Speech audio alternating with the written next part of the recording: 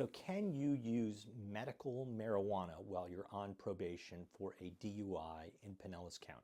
Back just a couple of years ago, if you had a medical marijuana prescription, then you would just submit that to probation and they would violate you if you tested positive for marijuana while on probation. A couple of years ago, they started treating these medical marijuana violations differently, and now at the time of sentencing, the judges will generally order no use of medical marijuana unless the client has been approved by the court to use medical marijuana.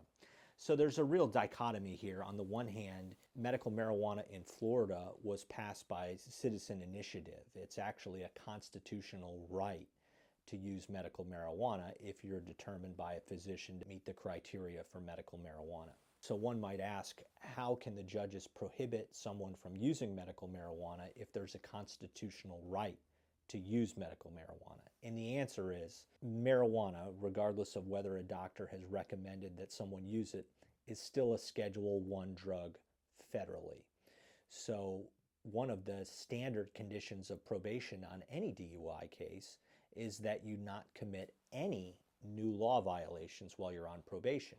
And although the medical marijuana prescription gives you a state right to own, possess, purchase marijuana, it's still illegal federally.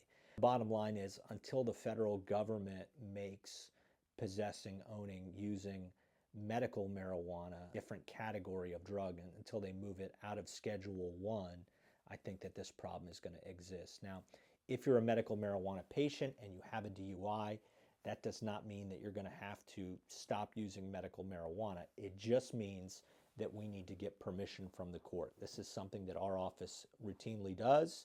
So when you consult with our office, we'll talk about the different documentation that we need to present to the court so that the court can grant you permission to use medical marijuana while on probation.